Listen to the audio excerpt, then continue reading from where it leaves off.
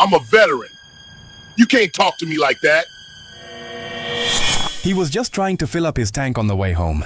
No shouting, no threats, no crime, just a black man standing beside his car at a gas station in broad daylight. Minutes later, he was face down on the pavement, handcuffed, surrounded by police officers who had no idea who he really was or what they had just done. What they didn't know was that the man they arrested had worn the uniform, served overseas, and carried scars from battles they'd never fought. And when his military records finally surfaced, everything changed. Charges vanished, careers collapsed, and the city paid a staggering $21.8 million to make the case go away. "Sir, step away from the vehicle, now." The voice was sharp, authoritative, echoing across the gas station parking lot. Marcus Reed froze, one hand still gripping the fuel nozzle, the other resting on the roof of his sedan. He turned his head slowly, confusion written across his face. "Officer, is there a problem?" he asked calmly. The body camera mounted on Officer Daniel Harper's chest captured everything from chest height. The fluorescent lights of the gas station, the hum of passing cars, and Marcus Reed standing beside pump number 4, doing nothing more than filling his tank. "Keep your hands where I can see them," Harper ordered, his tone escalating. "We got a call." "A call for what?" Marcus asked. "I'm just getting gas." Harper didn't answer.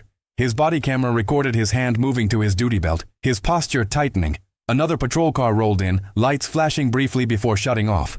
Then another. Within seconds, 3 officers were on scene. What none of them explained, and what the body camera would later reveal, was that the call came from an anonymous customer who reported a suspicious black male loitering near vehicles. Marcus Reed had been standing there for less than 3 minutes. "I'm not loitering," Marcus said, his voice steady but tense. "This is my car. I'm paying for gas." The body camera microphone picked up the slight shake in his breathing. Not panic, but restraint. Years of discipline.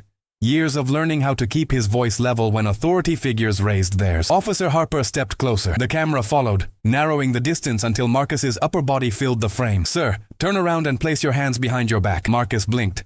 "Am I being detained? For what reason?" "You're being detained for investigation," Harper replied. "Do not resist." "I'm not resisting," Marcus said, slowly setting the nozzle back into the pump. "But I haven't done anything wrong." The body camera recorded the moment Harper grabbed Marcus's arm. The sudden shift, the jolt in the frame as Marcus instinctively stiffened, not to fight, but from surprise. "Stop resisting!"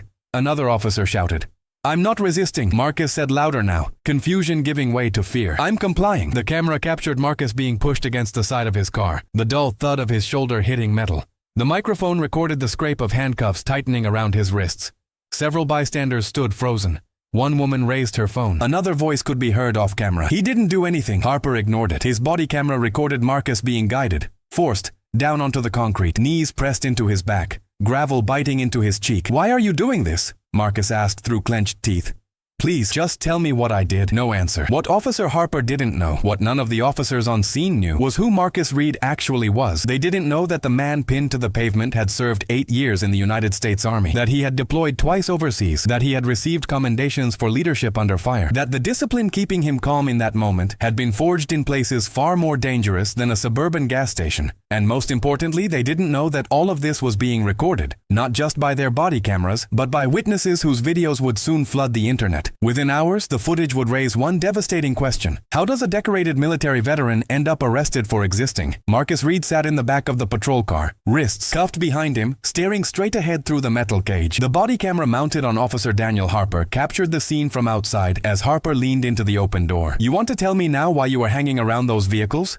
Harper asked. Marcus turned his head slowly. The camera caught the look in his eyes. Not anger, not defiance, but disbelief. "I wasn't hanging around," Marcus said. "I pulled in, paid inside, and started pumping gas. You can check the receipt." Harper scoffed softly. The microphone picked it up. "We'll figure that out downtown." The door slammed shut. The camera recorded Harper walking away, his boots crunching against gravel, the faint sound of sirens in the distance as another unit cleared the scene. Inside the car, Marcus closed his eyes and took a controlled breath. This wasn't fear. This was familiarity. He had learned years ago how quickly situations could spiral when authority decided you were the problem. He had learned to stay still, to stay calm, to survive moments like this without giving anyone an excuse. What Harper didn't know, what he never asked, was why Marcus moved the way he did, why his hands went up immediately, why his voice never rose. Marcus Reed had enlisted in the Army at 19. He grew up believing in service, structure, and responsibility. He trained as a combat engineer, deployed to Kandahar, then again to Mosul. The body camera footage would later be paired with photographs of a younger Marcus in uniform, helmet strapped tight, eyes hardened by desert sun.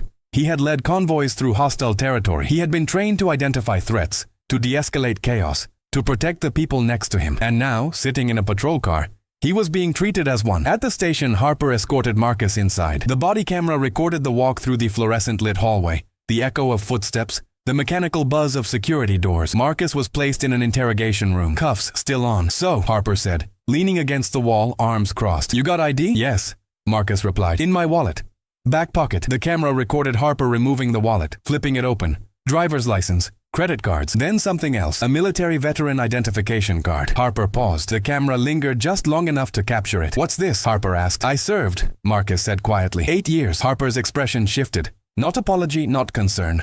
Annoyance. "Why didn't you say that earlier?" Marcus stared at him. "You didn't ask." The room fell silent. The body camera recorded Harper stepping out, closing the door behind him. What happened next would later become a focal point of the investigation. Harper ran Marcus's name. No warrants, no criminal record, no history of violence. The only note attached to his file was a commendation from a local veterans organization for community outreach. Still, Harper didn't release him. Instead, Marcus was charged with disorderly conduct and obstruction. Vague accusations that relied entirely on the officer's word. The body camera captured Harper returning, uncuffing Marcus with visible irritation. "You're being cited and released," Harper said. He went home, showered, and sat alone in the dark. What he didn't know was that the gas station footage was already spreading online.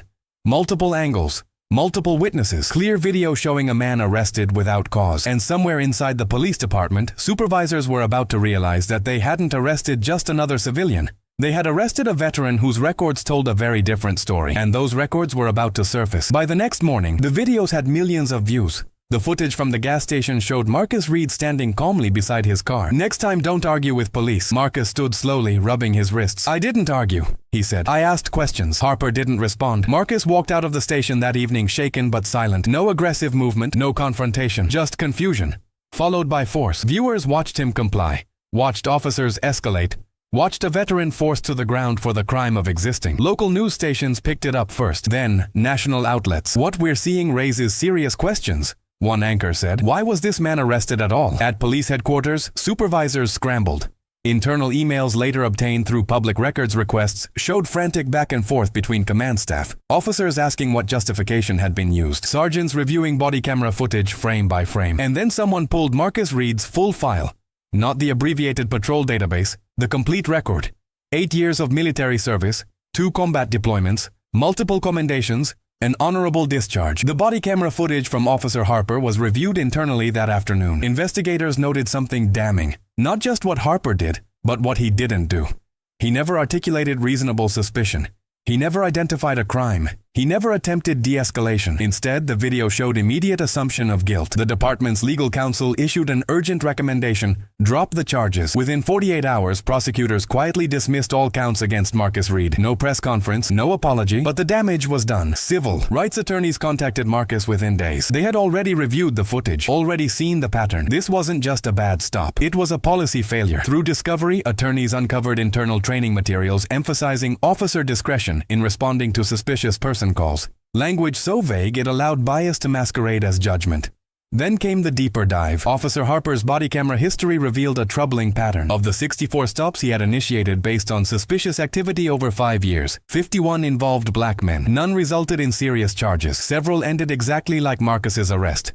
Detention, citation, release. No crimes, no accountability. When Marcus's military records were entered into the case file, the optics changed overnight. Veterans organizations spoke out. Former service members expressed outrage. Lawmakers demanded explanations. "This is how we treat someone who served this country?" one senator asked publicly. The police chief announced an internal investigation. Harper was placed on administrative leave, but Marcus didn't want discipline. He wanted accountability. His attorneys filed a federal civil rights lawsuit alleging unlawful arrest, excessive force, racial profiling, and failure to train. They named Officer Harper, his supervising sergeant, and the city itself. During depositions, Harper claimed he felt threatened. The body camera contradicted him. Frame by frame, experts showed Marcus's hands visible at all times, his compliance, his calm demeanor. The city's attorneys knew the case was indefensible. Then something worse surfaced. An internal memo from years earlier warned about Harper's pattern of stops. A supervisor had noted concerns about selective enforcement optics and recommended retraining.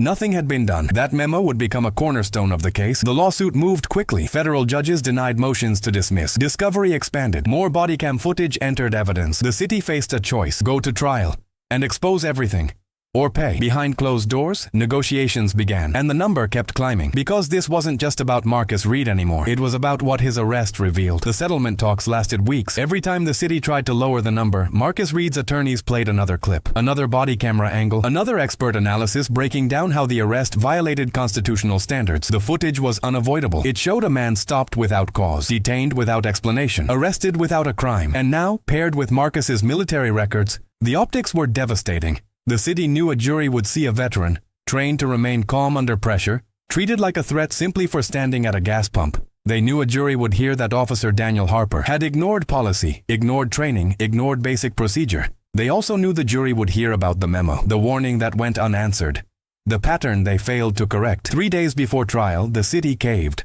The settlement amount stunned even seasoned civil rights attorneys. $21.8 million. No admission of wrongdoing. No public apology, but sweeping terms. The city agreed to mandatory reforms.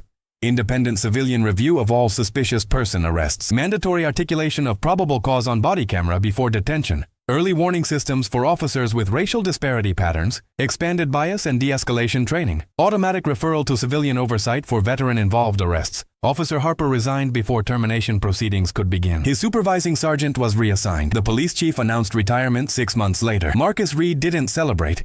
He used part of the settlement to pay off his home. Another portion went into a foundation supporting veterans wrongfully arrested or mistreated by law enforcement. He returned to the gas station once, months later, stood at the same pump, filled his tank. No police arrived. The city moved on, but the case didn't disappear. Law schools taught it as an example of how body cameras don't lie, but institutions do. Civil rights groups cited it in federal filings. Police departments nationwide quietly updated their policies. And Marcus Reed became something he never wanted to be, a symbol.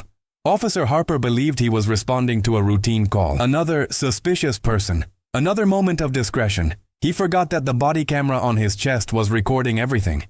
The hesitation, the assumptions, the lack of cause. That camera didn't protect him. It exposed him. Marcus Reed survived war zones overseas. What nearly broke him was being arrested in his own country for doing nothing at all. And when his military records surfaced, the story changed forever. If you believe no one, not even police, should be above the law, and that body cameras must mean real accountability, subscribe and turn on notifications. Because tomorrow there's another story where the truth was recorded, and someone never expected the camera to be watching.